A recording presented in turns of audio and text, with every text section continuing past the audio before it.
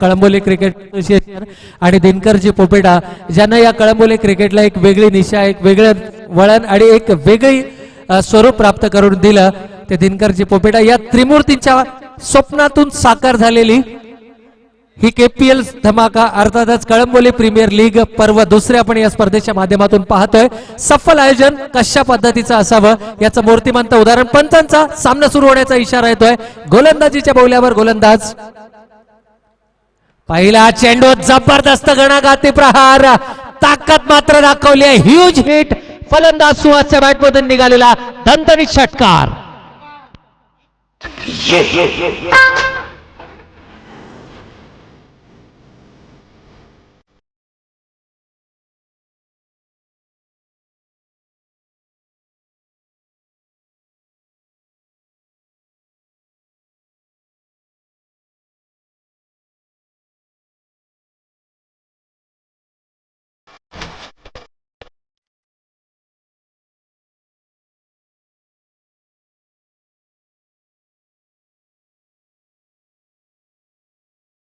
तर यावेळेस मात्र संपूर्ण स्पर्धेतला सर्वात बिग हिट माइटी षटकार पाहायला मिळतोय।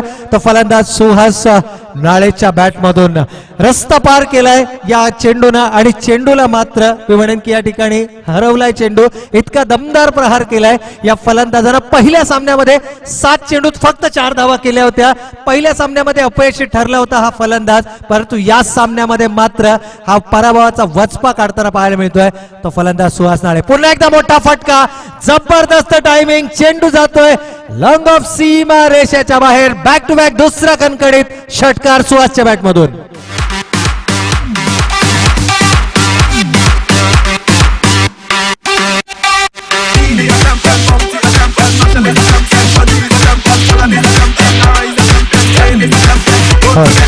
धन्यवाद डीजे। तर निश्चितपणे चॅम्पियन फलंदाजी पाहायला मिळते ते सुहास नाळेच्या बॅट मधून। षटकार हॅट्रिक, यावेळेस मात्र निमंत्रण दिले फलंदाजाला आणि या निमंत्रणाचा मात्र फायदा। दुसरा mighty hit out of the park 6 धावांसाठी।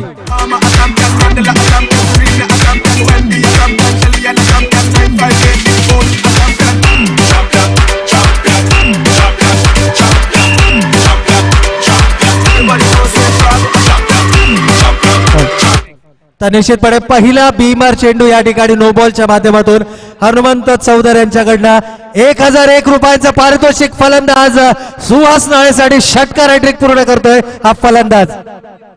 आणि माननीय श्री राजू वलेकर साहेब देखील 1000 रुपयाचं पारितोषिक फलंदाज सुहास नाळेसाठी।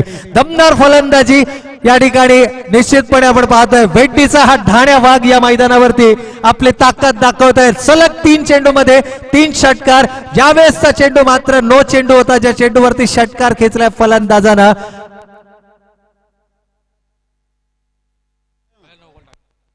तर पहिला नो चेंडू या स्पर्धेतला आपल्याला पाहायला मिळाले। जो सुहास नाळे मात्र आक्रमक फलंदाजी, ज्या फलंदाजीसाठी हा खेळाडू ओळखला जातो, यावेळेस मात्र दमदार सुरुवात आपल्या संघाला मिळवून देतोय। पुन्हा एकदा जबरदस्त टायमिंग, ह्यूज हिट माइटी षटकार, चौथा षटकार सुहासच्या बॅटमधून।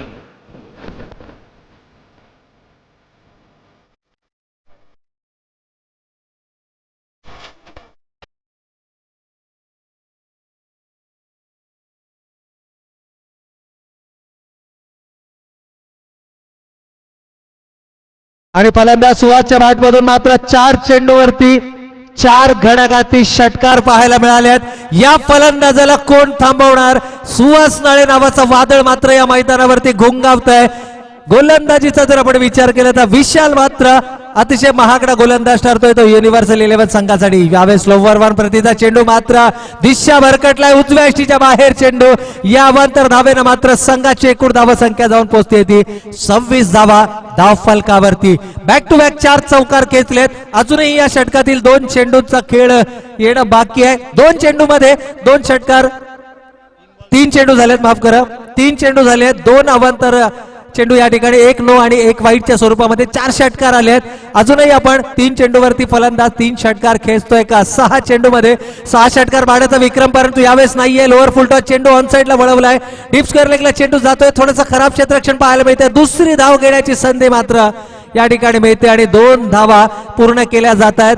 पहिल्या सामन्यामध्ये जर आपण पाहिलं तर प्रज्ञेश कोटेकर स्वतः संघनायक सलामीच्या फलंदाजाच्या भूमिकेमध्ये आला होता आणि लॉफ्टेड ड्राईव्ह करण्याच्या प्रयत्नात फलंदाज प्रज्ञेश कोटेकर बाद झाला, परंतु सुहासनं सांगितलं की धनंजय हिलालला माझ्यासोबत ओपनिंगला पाठवा आणि त्याचा फायदा आपण पाहतोय। फलंदाज मात्र निर्भीड फलंदाजी करतो। यावेळेस पुन्हा एकदा ऑन साइडला चेंडू वळवलाय, नो मॅन्स लँड, चेंडू 1 बाउन्स सीमा रेषेच्या बाहेर, 4 धावा।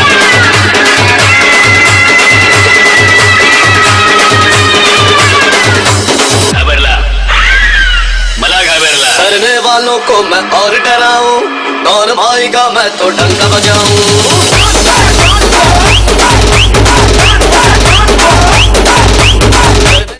तर निश्चितपणे फलंदाज सुहास नाळे मात्र यावेळेस दमदार खेळी साकारदा। पुन्हा एकदा ऑन साइडला चेंडू वळवला, यावेळेस मात्र नो मॅन्स लँड मध्ये चेंडू 1 बाउन्स सीमा रेषेच्या बाहेर, बॅक टू बॅक दुसरा खरखरीत चौकार।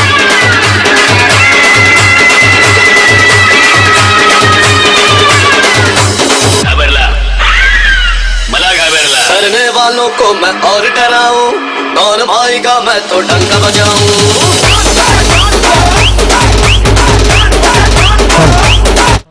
तर निश्चितपणे या ठिकाणी पहिल्या षटकाच्या समाप्ती अखेर जरा जोरदार टाळ्या, 36 धावा धावफलकावरती आल्यात।